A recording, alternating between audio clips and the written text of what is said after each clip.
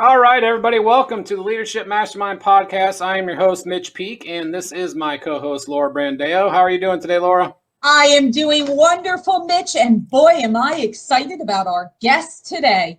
Let's jump right in and introduce you all to Toronto native Jas Takhar. He has been in sales and service industry for over 25 years, and soon after deciding to try his hand in real estate, he co-founded the REC in the course of 15 years and has successfully propelled his team to the first place position in Canada under Royal LePage in 2019.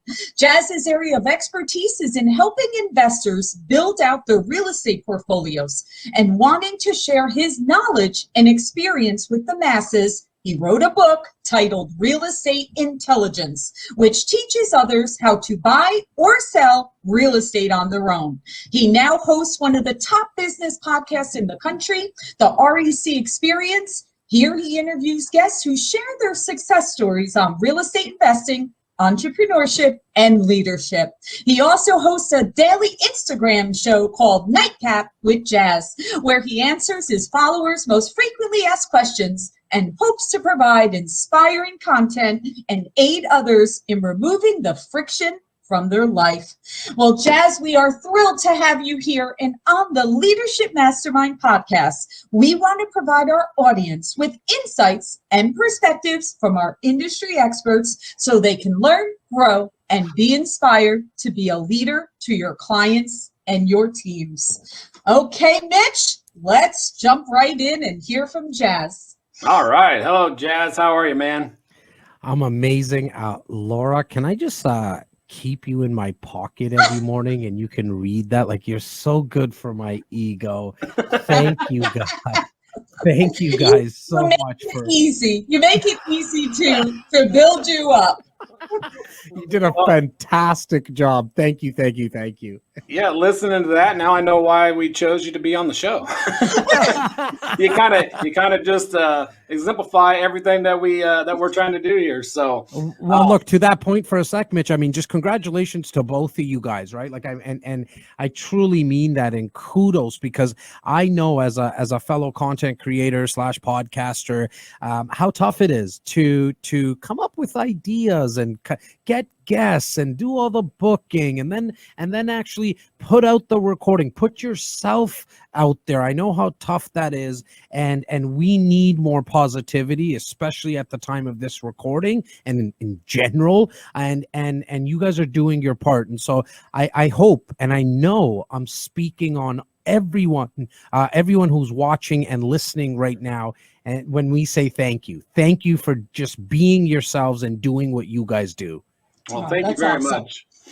And I will tell you, we reached two milestones. We reached that milestone of recording our 10th episode last week, which they say, like 25% of the people actually get that far, that podcast. Yeah. So we're excited about that. And I just shared with Laura last night that we reached 400 downloads on our first 10 episodes. So, we're excited about the progress. Look, I mean, when I started a couple of years ago, myself and my co-host, Laura Stewart, to be exact. Look at that. There must be magic in that name. I just try to surround myself with Lauras or something. I don't know what it is. I actually changed the name of my podcast, and you did mention it in the intro, Laura. It was formerly the REC Experience. Okay.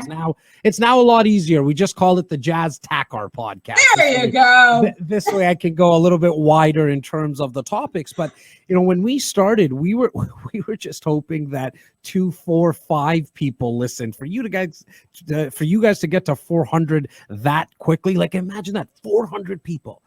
With all the amount of content that somebody can dive into, like through Instagram and Facebook and YouTube and the millions upon millions of podcasts that are out there, 400 people still took the time to download yours. And that's just an amazing feeling. So congrats once again. Awesome.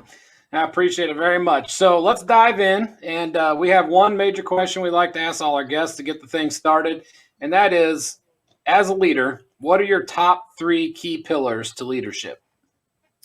I think, I mean, for me anyways, it starts with the right mindset. And so once I decided, and we could definitely get into my backstory at any point, but when I got started in the role of leading a team, for me, it was always about developing other leaders. So I'm a big believer that, like, my macro thought process and thesis on leadership is actually developing leaders.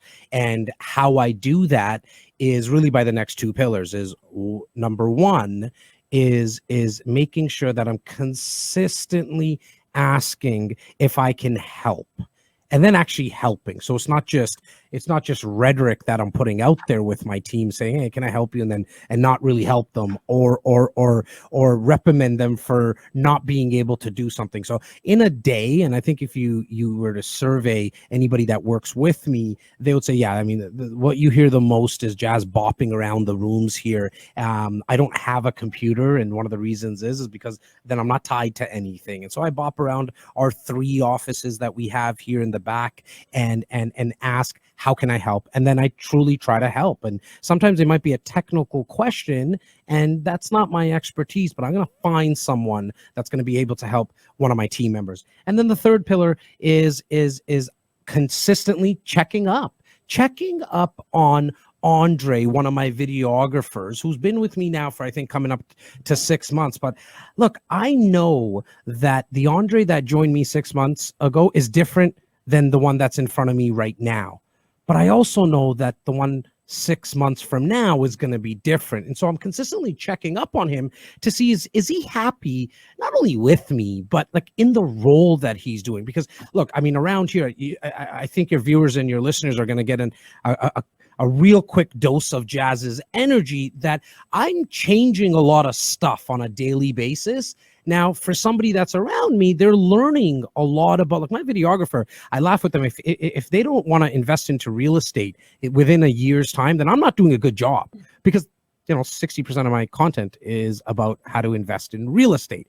Now, his life might change. And so if a leader's not checking up consistently, like I'm talking about if you can't, like, try to do it on a daily basis. If you can't, like, no more than a weekly basis. Hey, Andre, what do you need, man? Like, what's going on in your life? What's happening? How's the travel? Especially with COVID now and the lockdown and the pandemic and all that. Like, how is it that you're working from home? Because I'm on my guys come in once a week, and then the other batch of people come in. So they're going back and forth in that sense. How do you feel when you're at home, man? Like, what's happening? Is there a lot of distractions? I understand if you need to take a couple of days off. Don't feel like you're going to get in trouble for it. So I would say, to wrap that up in a nice little bow, it would be, have the right mindset, consistently ask how you can help, and then make sure you help. And then number 3, just check up if you're doing a good job. Yeah, and that's great, Jas. And, a lot of that ties into servant leadership. That's what I'm hearing from you. I'm hearing from you that, number 1, invest in your people to make them leaders, because we know that's the greatest gift we can give to someone, is to actually develop them to be their best self. So that's a lot of what I'm hearing there, right? 100%, Laura. I mean, my Laura right now, in my VP of sales, who's also the co-host, she's right now, as I'm recording this podcast, is on 6 interviews. She's interviewing 6 people back to back for my new executive assistant. Okay. Cool story. My current executive assistant is now becoming like a salesperson. He's actually becoming a real estate agent. He got his license. He's moving on up. He wants to do something different. And so it's so neat that Laura is making the decision on who's going to be my executive assistant right now. She's leading this whole process. She led with the rest of our team.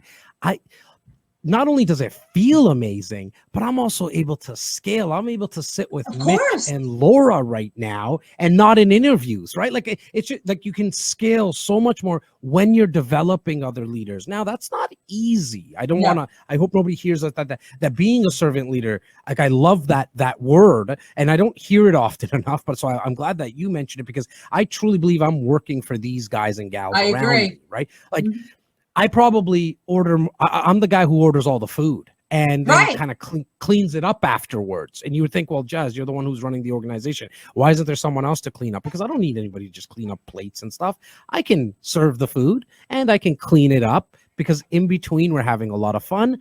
But while the setup and the cleanup's happening, my team is back at work. They're grinding away. So I love, as I mentioned, what you said about being a servant leader.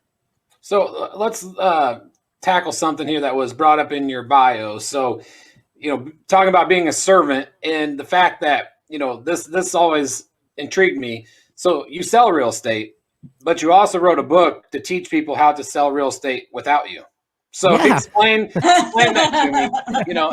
It's like being an auto mechanic and saying, hey, here's what I do for a living in writing if you want to do it yourself. Yeah, so it's funny that you asked that, Mitch, because every Wednesday I come out with a podcast episode, and my last recording was how to sell your home without a real estate agent. Wow. And we went, I think, like an hour and 40 minutes, an hour and 45 minutes explaining the ins and outs. And I probably said it in that episode, and somebody can hold me to the truth. Like I think maybe 15 times I said, that you don't need a real estate agent to do this. And the reason, and the book's right behind me here, there's 3 sections to it. There's the selling intelligence, the buying intelligence, and the investing intelligence. All of it's written from the perspective of being able to do it on your own. Why? I mean, why did we do that? Because we came to realize very, very early on that most people don't want to be sold. They don't want to be sold to. They also don't want to do things on their own. And so we figured, why don't we just become the guys and the gals that are teaching people how to do it, kind of knowing, like I'm talking about Canadian numbers, and you like in the States, it's like just 10x anything we say here, but only about 3% of Canadians actually try to sell their own home. So that means 97% of the marketplace for in the greater Toronto area, which is the city I'm in, of about 6.5 million people, 6.6 million people. Out of 100,000 sales last year, only 3,000 of them were ever done by somebody else, like for sale by owner. So why even focus on those people? Don't worry, they're going to sell on their own. Let them do that. Let them do that on their own. We focus all of our energy on the 97% of people that are going to use a service of a real estate agent. However, we want to educate them first. Why? Because an informed buyer, seller, or investor, or an informed, like, I don't care what industry you're in, an informed customer is a lot easier to work with, because majority of the ice is broken because they're already educated. They just need someone now to kind of hold their hand through the process. There's a big sign here in my office to the right of me that says removing friction. And the reason it's up there is to remind people that, like my team, that our job is to make it as easy as possible for someone to do business with us. That's it, period. I mean, there's another meaning for it for me personally, to remove all the friction between, the 6 inches between my ears to get to where, I want to go from where I am right now. But this really came from reminding our team that, hey, our job with our customers, our clients, is to just remove the nonsense. And what's the nonsense? Well, like, why do we always have to hold everything in, like, all the information to ourselves? Why not just give it away? That's how the book came about. The book came about, like, getting asked the same questions over and over again. Like, what does it cost to use a lawyer, real estate lawyer? How do you get financing? And so every time I answered it, I was like, okay, let me just document this so I don't have to continuously answer the same question. But then what formed out of it was, why don't I just help you also sell your own home? And if you want to give it a shot, no problem. I hope you remember the guy or the team that helped you through it. When you're thinking about buying, you'll use us. Or if you tried to sell your own home and it didn't work, hopefully you come back to the people that gave you all that information. And for anybody who's listening, especially if you're a real estate agent, I got some news for you. There's a thing called YouTube and Google. You can find out all these things. Anyone out there can find out how to do all this on their own. Why don't you be the person that they remember, that taught them? Right. That's exactly right. And it's so interesting, Jas, what you just said, and so liberating. I mean, you have lots of really great nuggets in there. But think about the millennials, think about Gen Z, right? Think about anyone that is going to buy that first home right now. That's what they're accustomed to. They will absolutely do the research first. They will go on YouTube. They will go on websites. They will research everything. But at the end of the day, they are just an informed consumer that is looking for an expert to actually guide them through the process. So look at how glorious it is in our industry right now in the 2020s that we have all these informed consumers that are just waiting for us as experts to be there to now remove the friction and show them the way. So Yes. you absolutely hit it.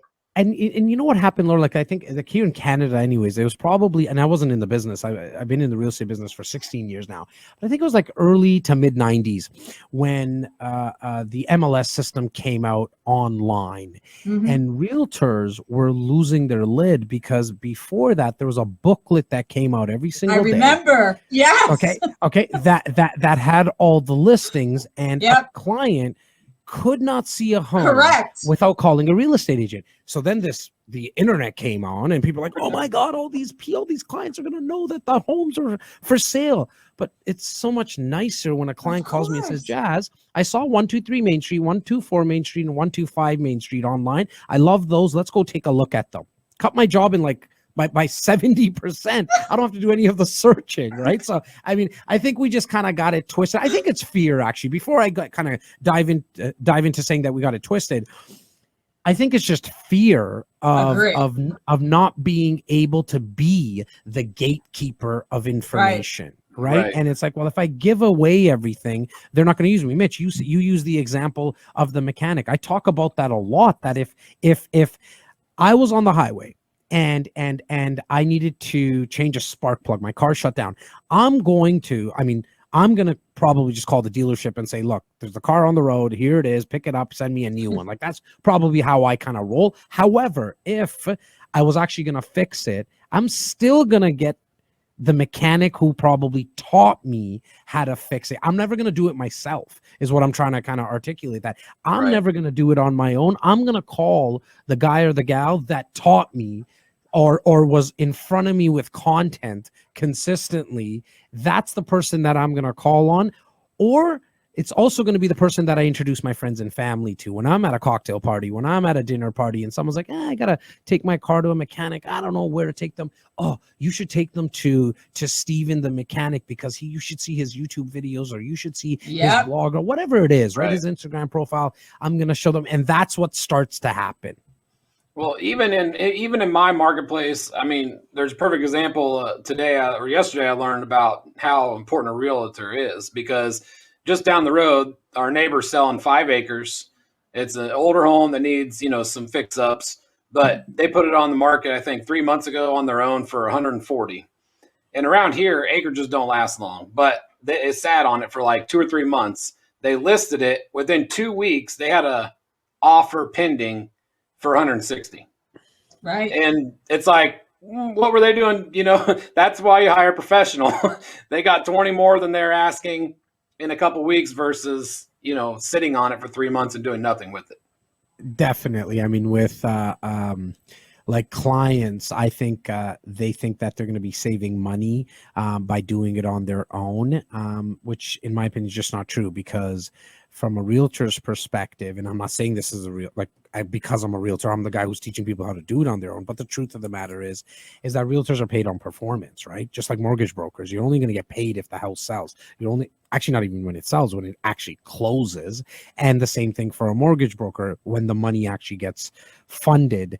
And that's taken off the value of the home or the lot or the 5 acres, which is based on other comparables of sellers who actually paid real estate commission. So it just takes more time. So if you're a real estate agent or a mortgage broker listening to this right now, I think what you need to come to understand is that most people just don't have the education. You just got to take the time to educate the public, because most people in the public would say, well, you guys are making millions upon millions of dollars. Look at you with all the fancy suits and the nice Mercedes and the BMWs. But when you actually educate someone and say, look, this is, yes, I sold this many homes, but this is what I had to pay for expenses. And there's these people called the CRA or the IRA. Like there's a lot of expenses associated, but you can't blame the customer for not knowing that. It's our fault as professionals because we're not taking the time to continuously educate it. And it's not, and I want to emphasize the word continuously, because you have to do that over and over and over again. That's correct. Hey, Jas, I do want to go backwards. I want to hear the story. How did you get into real estate?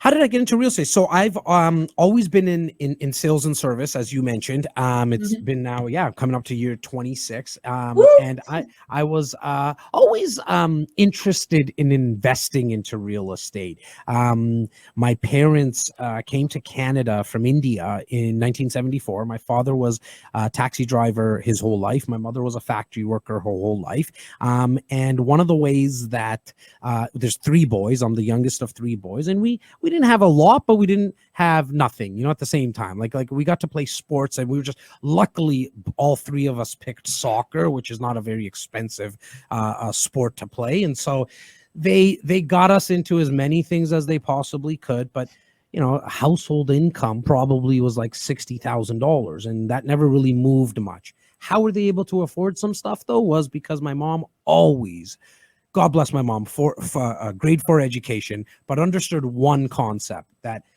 buy a home and rent it out. Now, where she started was buy a duplex and rent out the basement. Now, I mean, we were renting the basement maybe for like $500 to $600 on the highest end, maybe like $750 a month. But that helped with the groceries. That helped with just shoes, like maybe a better pair of shoes for us, right? It offsets some of our expenses. And so I also then saw some of my uncles actually purchase more than just their principal residence and rent it out. They bought income properties. So as a 17, 18-year-old, I kind of understood the concept, and it made sense to me. But I was always, as I mentioned, in sales. And so I was selling cars for about 3 years. And I bumped into, in a 30-day period, I sold 4 cars to all real estate agents. And doing the credit application, I saw what they made. English for 2 of them was probably their 4th language. Amazing guys. I love them. I still speak to those 2 same 2 of the 4 agents on a regular basis. But I said, you know what? I've been doing sales for a while. I think I can get the hang of this, and I'm seeing the money that they're making. And where in the car business, there is somewhat of a ceiling anyways, where the dealership that I was at. And so I decided to take the jump, and best thing I ever did. I joined a gentleman who had a much smaller real estate company. In fact, it was him and his sister at the time, but he had dreams of growing it out. I joined him at that time, and he said to me, look, man, for 2 years, you're going to do all the grunt work that I don't like to do. I don't want to go, right? And I was like, his name was Simon. He's passed on now, but he mentioned that you're going to do all the grunt work that I don't like to do. And I said to him, look, buddy, man, I'll clean your toilets. Just teach me. Teach me. I will do whatever you say, and I'll prove it to you over time. Don't take my word for it. But I'm a 12, 13, 14 hour a day kind of guy, even at the age of 23, because in car sales, which I was there for 3 years, so 20 to 23, in car sales, you have to be like, you're 12 hours a day. Sunday's your only day off. And so I said, I will show you, but as long as you just teach me the right way to do this. And for 2 years, he definitely, taught me everything he knew. Him and I were together for 13 years. He passed 3 years ago. But over time, I became partner, and now we're at a team of 41 real estate agents and 11 support staff. Oh, wow. So it's the same company. Same company. It's myself. We brought on a 3rd partner at the time. So there was 3 of us. One of them passed away, and it's myself and my current partner, Simeon, or Simos. If anybody who ever watches my content, you'll see I say I'm the better looking partner. He's the Greek bald guy that's always with me. Well, that's awesome that it started, like you said, just starting out as being the grunt work, and now you're the partner in a much larger position. Yeah, and so when he passed a few years ago, he was actually the face of the company in terms of he was the one who would do a lot of the talks at seminars. Myself and CMOS, we ran kind of the back end, all the operations. We would put Simon, who passed away, on stage. And so we were actually branded the Real Estate Center for 13 years. And then when he passed away, we needed to change things up and do it a little differently. People say kind of what you said, Mitch, like we've taken it definitely to a bigger stage. I just think it's a different stage. We're on a totally different path.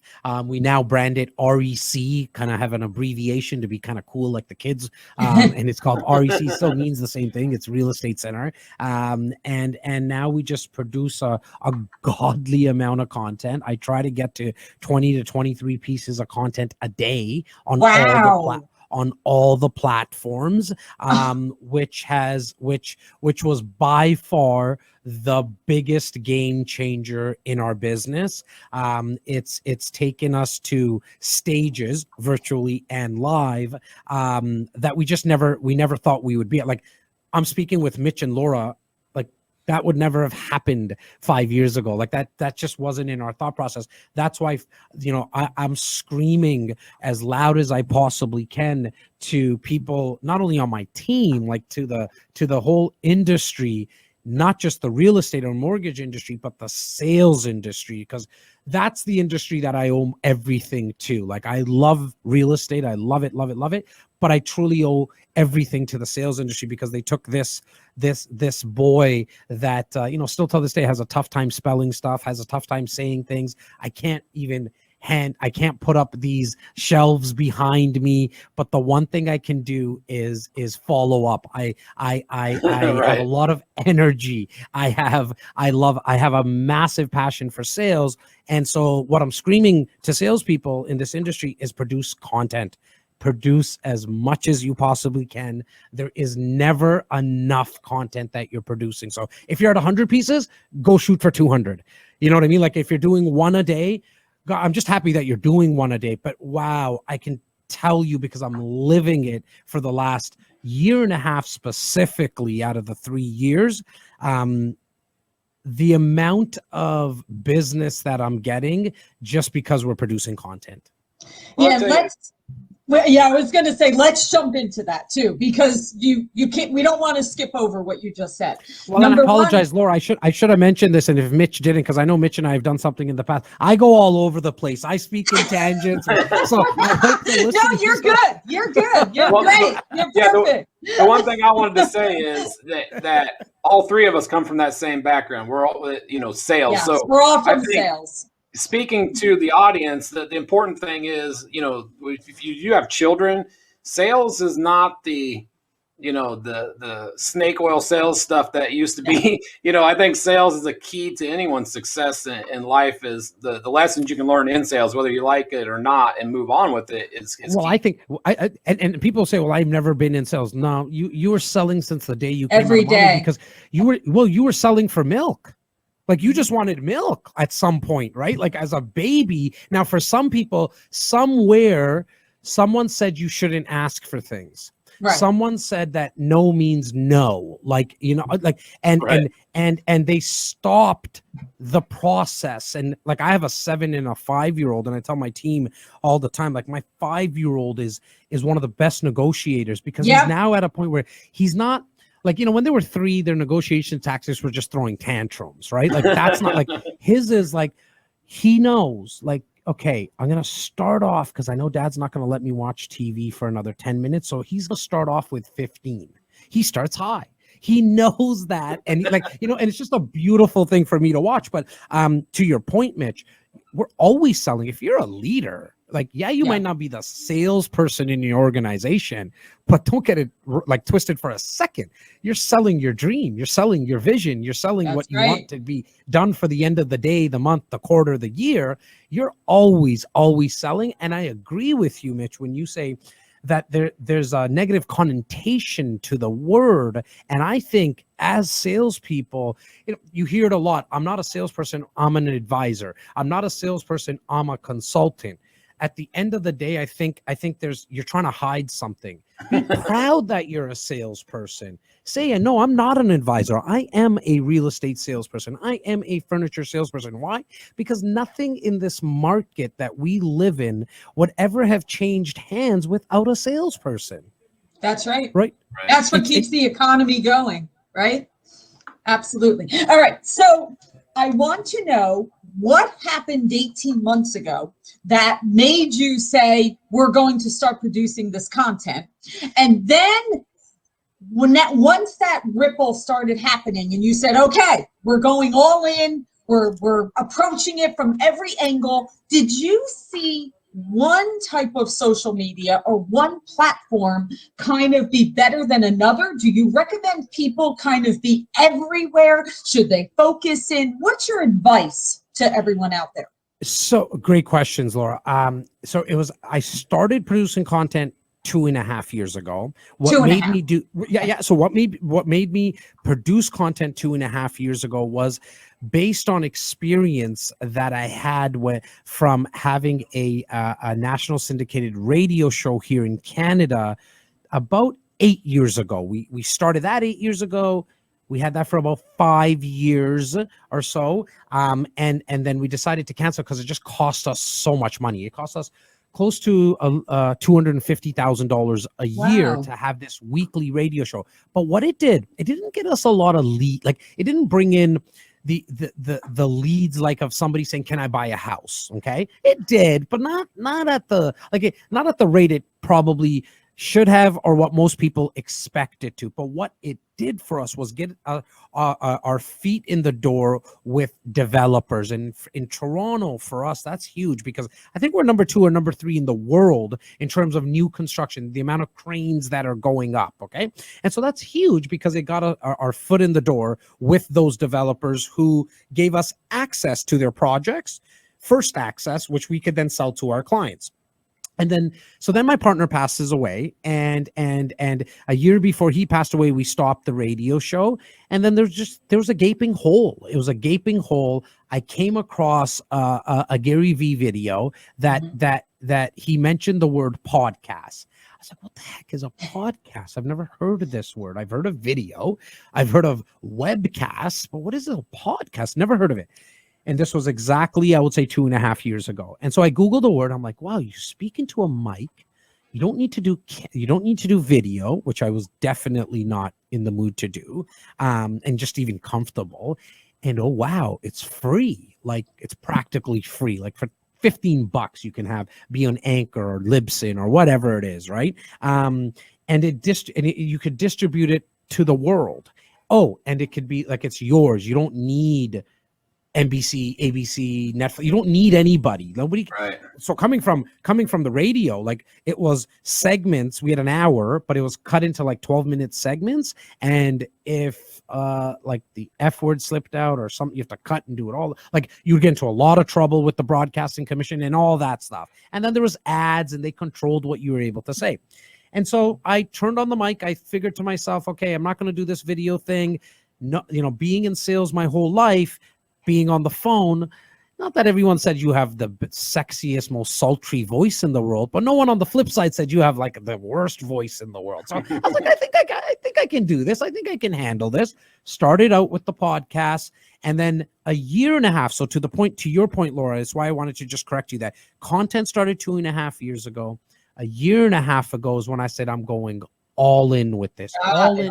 All in meaning I'm bringing everything in-house. So I now have a creative director, 3 videographers / editors, 2 animators, and a copywriter. So I legit took the Gary Vee model, met him, did a podcast with him, spent some time with his team, and I just imitated his strategy around producing content.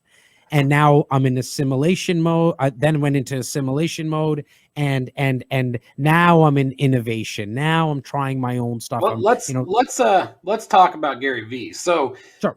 You're a podcast host. You get this dream interview. How did that happen? All sales, follow up. It took me 1.5 years to get Gary. It took me 1 year to get Grant Cardone. It took me probably about 8-9 months to get someone that I'm getting closer and closer to on a regular basis. Patrick Bet David. I mean, Ryan Serhant on the flip side, before he started all this media that he's doing. I actually just made a phone call. Like, I know he's a real estate agent, so I knew somebody had to pick up his phone. Like, he has to sell houses. So I just called the office, and my team was like, what do you mean? I was like, guys, he's a real estate agent. If there's a listing appointment, he needs to know about it. So I just picked up the phone and I called and I said, hi, may I speak to Ryan? They're like, sorry, what is this about? I told them. They're like, yeah, no problem. Come on over. So we flew to New York and did an episode with him. And now I've kind of done all the $1 million listing kind of crew except Frederick. But to answer your question, Mitch, it was complete follow-up, man. Gary's team either didn't reply back to me, which probably happened the most, then said no a couple of times. But I was like, no forever, or just no right now? Well, that reminds me of my first interactions with Steve Sims. He's like, who are you? And no. And then eventually, that I'm friends with the guy now, and it's like, he was like, what are you doing? So yeah, maybe I will, help out. And he did one of my virtual events, and he was like, no way. And then eventually he was like, okay, let's do it. I'm intrigued. Let's make it happen. So it's exactly. It's always never the same taking thing. No. It's now, like, unless they tell me to like F off and don't ever call me, you're harassing me. That's like right across the board. That's for me. That's like if I'm ordering from McDonald's and I'm asking for just a special order and they say no, I'm gonna say like no right now or no in the next 5 minutes. And if they say or if it's a client that's going to be investing $10 million out of his portfolio, it's the same thing. It's always for me. It comes down to follow up. To you, Laura, when you asked in terms of was there any specific social media, for me, it was podcasting. Okay. Because the game changed for me in 1.5 years. Now I went back, I did 17 episodes. I think were all audio, 15 to 17 episodes. Right. Then I got the Ryan Serhant one, and then the team was like, you got to put this on camera. I was like, the one thing I didn't really want to do. Okay, I'll make everyone happy. We'll do it camera. My co-host is a massive $1 million listing fan. So she's like, we got to get this on tape. I was like, no problem. Then I started to fall in love with the camera. And now there's four of them around me, believe it or not. And the reason that is, though, because 1.5 years when I decided I'm going to go all in, is when you can go macro with a piece of content, meaning a conversation that us three are having right now that is being recorded through video. If you decide to not put out the video and use audio, that's a different story. But you have the recording now. You have this video being recorded. What you can do out of it is minimum. And I have a guide that I put, a 34-page guide. No cost for it or anything. I don't sell it. I have nothing to sell in that sense, unless you're thinking about investing in real estate. That's the only thing. Where you should be able to get 20 to 23 pieces of content out of the 40-minute, 60-minute conversation we're having. So for me, it was podcasting. To answer your question fully, Laura, like if someone's listening, what advice I have, I think I would tell you to do what comes most naturally to you. Meaning, if video, like for me, I wasn't comfortable, even if audio you're not comfortable with, but if you're a great writer, I think you should just start writing. Here's the nice thing with writing, that one day if you ever want to turn that into a podcast, well, you got a script. You're actually going to be better off than I am, and probably you too, because you guys are not, it doesn't look like you're reading anything. You're just talking, having a conversation. But if somebody doesn't want to do a podcast, doesn't want to do video yet, but you're comfortable with writing, I would say write. If you're comfortable taking pictures, like I always reference the gentleman from Humans of New York. I don't know his name. I'm gonna check into that. But all he did is went around New York and took pictures of regular people, like just taking pictures of regular people. And now I think he's worth like 10, 15, 20 million dollars. Turned it into a book. Now they're turning it into some type of animation, and he's written books about him taking pictures of humans in New York. Like it just goes all over the place, right? So I think a platform, all of them work. They're all good. Every single one of them. TikTok, LinkedIn, Facebook, YouTube, Libsyn, iPhone, iTunes, all of them are good. What are you going to do that you're most comfortable with, though? And what are you going to do that you're consistently going to get up in the morning and not sweat over? It's just going to be natural to you. That's where I would start. For me, what's worked well, though, is being everywhere. Or at least let me rephrase that. Being as in many places as I possibly can. Because I don't know if Mitch is going to resonate with my message on Facebook on a Thursday afternoon, or is he gonna resonate with one of my images on Instagram on Friday morning?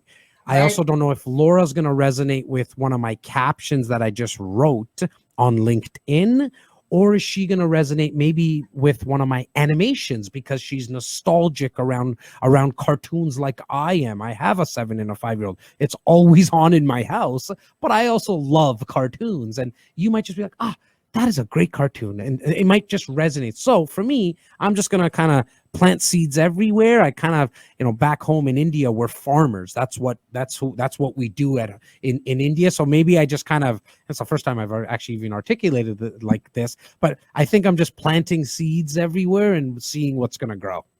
Well, that's being a great salesperson too. That's what we do, right? We have to plant seeds for the harvest that you can't even see the growth yet. You're just planting away. Absolutely. Love it. So tell me this, how nervous were you rolling into Gary Vee's office? Yeah. So I had my business partner with me, as well as my co-host. At that time, she really wasn't co-hosting. She was playing the role which she is the VP of REC Canada. And so we had some drinks the night before. We kind of went around New York. It was the first time that us three went to New York together. So we experienced it. And then it's funny because it was set, I think, for 10 a.m. They text me. Yeah, they sent me a text the night before, and I was like, God, don't tell me you're moving this like days. I'm only here for 3 days. We flew here. They're like, can you do 1 p.m.? And I was like, yeah, no problem. But I was hoping that it was going to be first thing in the morning because I could just kind of get it over with, talking about kind of nervousness. Right. I was like, let me just get this over with now, right? But I gotta say, the second I walked into his office, his team was just so welcoming. He's a beast of a guy in terms of how busy he is. Like, it's every minute of his day. So post podcast, I was there for another like 5-6 hours in his office, and he's just like bouncing around, and people are just yelling at him, Gary, room this, Gary, room this, Gary, room this. Like, he doesn't even know where he's supposed to be half the time. But the second I got into his office, I kind of just I took a breather. I remember telling myself, just breathe, bro. Like, he puts his pants on one leg at a time, just like everyone else. He breathes the same air as you do. And I said, hey, Gary, what's up? And we started the podcast, and it went by really quickly. I don't know. I think the viewers and listeners would have to tell me how I did. I'll leave that up to them. But I had a blast doing it, and it was nice being with my VP and my business partner because they got to enjoy that with me. That's awesome. A very cool experience that you'll always be able to hold on to and cherish. Yeah, and I always like to tell people, because a lot of people always ask me about Gary and Grant and all the bigger names that I got. But I don't know who this is going to resonate with out of the listeners, but I'm hoping it resonates with one person. Because you might be saying, oh, well, Jas got all these guests and all this, and he has this team. First of all, I never had a team. It was just myself. Second of all, my most listened to episodes, and more importantly, most engaged episodes, meaning of clients actually coming back to me and saying, Jas, we heard this episode and, now we're ready to do X, Y, and Z, are the ones that nobody knows of. Meaning, if I say to you, Sue Murphy, you don't know who she is, but she went from 0 to 11 properties in 2.5 years. Now, I have clients who've done 10 properties in a year, right? But that episode, someone watched it, and now thousands have, but they say, wow, I see myself in Sue. Yeah, that's right. 99% of people cannot resonate with a Gary Vee because he makes, his revenues are $200 million, has a 1,500 team person, 1,500 team members. And so it's hard to resonate with them, right? It's too big. It's too far-fetched. But if you're listening, you don't need those big names. I want you to just produce content, speak to the world, let people hear your message. And if it's the same message, like I have real estate agents in my office, well, Jas, you do this podcast, you're always talking about real estate and investing. Yeah, but there's 6.6 million people, and I can tell you 90% of them don't resonate with me. They don't like the fact that I'm an Indian guy who waves his hands all day long and wears a hoodie or a t-shirt. They're not going to resonate with me. Yes, we're both saying that a lawyer costs $1,500, but they might hear it differently when you say it. A. B, we as humans need to hear the same messaging over and over again anyways, because the brain can only compute like 10 to 13% the first time you hear something. So I don't care how many podcasts there are. You still should shoot podcasts. You should still shoot content. You have to, because it is the gateway into so much more that you're probably wanting in your life. Yeah. Totally agree. And I actually am curious about that, going back to was it Sue Murphy? So I'm just curious, what are some of the things that you have learned from doing the podcast? I'm curious of what lessons you have learned. That's a great question. I don't think I've ever been asked that, Laura. Well, first and foremost, I've learned a lot about myself. Right. And what that is that the more that you know, the more that you know that you don't know. And so what I'm trying to say when I say that is that I have so much to learn about myself because I'm pushing the boundaries every single time. Like I still get butterflies. This is probably in 2 years, at least my, video number 5,000 and probably more. And I'm not exaggerating. But I still get the butterflies the second these guys, my team told me, yeah, Jas, Mitch and Laura are ready for you. I like that because the second that stops for me, I'm going to stop doing this because it's not fun for me anymore. So I need that. I didn't like when I couldn't speak and my hands were sweaty and I'm going to want to throw up. I didn't like that because that's on the other extreme. But I like the little butterflies in my stomach. It makes it the excitement. It's I think that's the word for it, right? I think I'm more excited than anything else. So I learned that about myself. I've also learned how many people are just fearful. They were just fearful at the start. Like everyone was scared till they did it. I'm not talking about content or just only content. From all my guests, I think the underlining theme in all the 146, 47 podcast episodes I've done from all the guests is that they were just scared till they did it. So if they were thinking about their first property, fearful until they did it. And then getting from their first to the second, same thing. If someone was starting a business, they were scared until they did it. And so that is probably what I come to learn because, we all live in our own box, in our own world, and you think it's just you. And over time through my podcast now, from my guests, I've learned that, wow, that fearful feeling is nice actually once you learn how to dance with it. Once you learn that if you just take the next step, and you can't see it right above my head, there's a massive sign above my head that says ready, fire, aim instead of ready, aim, fire, because so many of us get stuck in paralysis by analysis, right? And we never actually pull the trigger. So the sign behind me is to remind everyone, look, pull the trigger. That doesn't mean you don't aim, but you aim after pulling the trigger because then you can readjust along the way. If you're trying to hit a target by pulling the trigger as many times as you possibly can, you'll know if you're too far left, too far right, too high, or too low. Right. But if you never pull it and you never shoot, you'll never know. And all you'll have is regret. I think so. I think, yes, I think you're definitely bang on with that. And that's scary for me anyways. Like, me too. I'm 39, turning 40 at the end of this year. And, I got another, life and a half of me left right now. And I want to give it everything I have. And I just want to know I didn't leave anything out on the table. And that's usually me. I was talking with a team member yesterday, and my question for you, Jas, like, how do you sleep at home? I go, look, I can probably be here with you till 4 or 5 o'clock in the morning, and we're working as long as I'm bouncing around.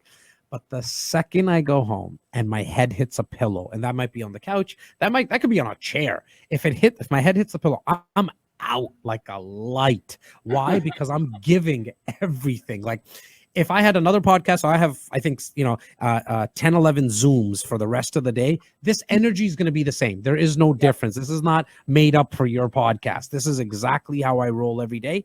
But at the end of the day, I'm tired. I'm burnt out because, I got 3 team members waiting outside the hall right now because they're probably have some fires of clients, or something's happening that I gotta shift questions. What do you think, Jas? What do you think, Jas? And as you're answering that takes a lot of bandwidth, right? And so I want that to be my life, though. I want that to be at the end of my life. I gave it everything I had. Like, take me now. I'm ready to go. The one question that people always used to ask me that drove me crazy when I've been in sales my whole life is, be like, man, I'm exhausted. Today was rough. And they'll be like, you called people on the phone. How tiring can that be? I'm like, you don't understand that there's more. You put out more in mental thought and capacity, and when you're dealing with problems than just lifting things. Yes.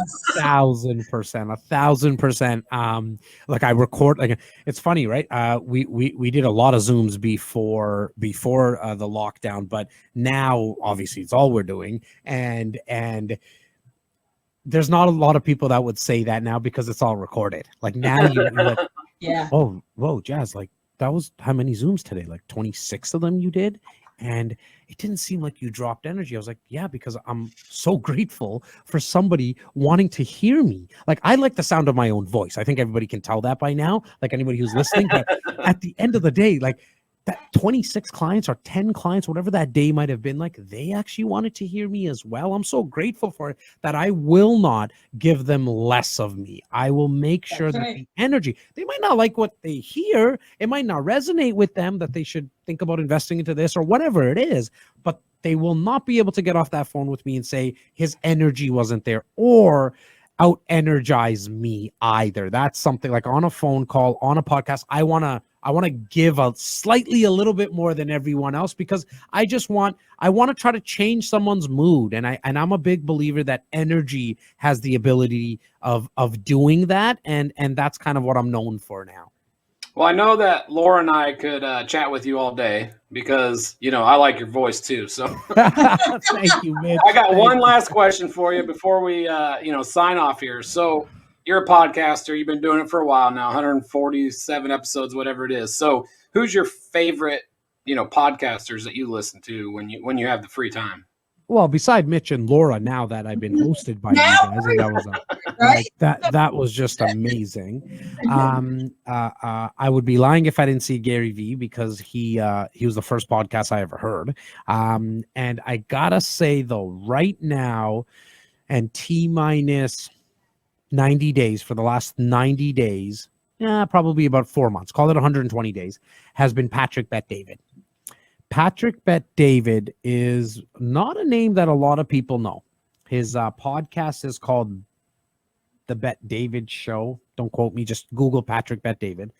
I had the opportunity to host him. And just before that is kind of when I started to, just after that is when I really started to dive into his content. He has he runs an insurance company of, I think, like 18,000 insurance advisors or something. It's massive, out of Texas, but just moved to Florida a couple of weeks ago or a month ago. And there's something about his style that really resonates with me. And he's an intelligent, very intelligent, well-rounded person. And he's the thing with Gary and a Grant, for example, they could rub you the wrong way if you don't do more of a digital deep dive on them. Very few people on first impression like either one of them. Most people, you got to see them the 8th or the 9th time. With Patrick, anybody who's seen him for the first time, it's like, oh, there's something about this guy. Okay. Because he's not screaming in your face. Not to say that Grant and Gary are doing that all the time or anything, but with his style just really resonated with me. I definitely think he's Gary probably was the most underrated entrepreneur 5 years ago. He's not now. He's rated. Like, people know him. You know what I mean? Like, he's not a hidden guy. I truly believe Patrick Bet-David is the most underrated entrepreneur in North America. Like that, like I'm gonna go that far. He's a brilliant guy, and I like his style. I like it, and you guys will love his leadership style. He talks about his leaderships, and there's a lot of content around his team talking about him. And I think you'll enjoy him. Definitely. Yeah, it's our next guest is actually an insurance agent from Texas, also, Mr. Johnny Quinn, former bobsledder and Olympic athlete. So we're excited for that. Look, reach out to Patrick's team. He finished a book his book, this one right here, Your Next 5 Moves, Amazon bestseller, written, translated into like 47 different languages already. He's going around doing podcasts, so you guys should reach out to him and his team. Definitely. Yeah. So, Jas, how can people learn more about you, follow you, and everything else? I appreciate that, Laura. My cup is full. I'm ready to give to a lot of people right now. It's overflowing. I just hope I gave you guys some value first and foremost. And absolutely. To anybody that's listening, I think, really the easiest place is probably my website. You can kind of do a deep dive there, find out my other socials, decide how you want to consume me, if you want to consume me. It's jastakhar.ca, jastakhar.ca. Wonderful. Awesome. Well, as always, it's been a pleasure to have you on, and I appreciate all your information and nuggets. And I'm sure the audience is going to enjoy this episode for sure. Awesome. Thank you so much, guys. Whatever I can do for you, please let me know. Thank you so much. Thank you, Jas. Guys. Thank you.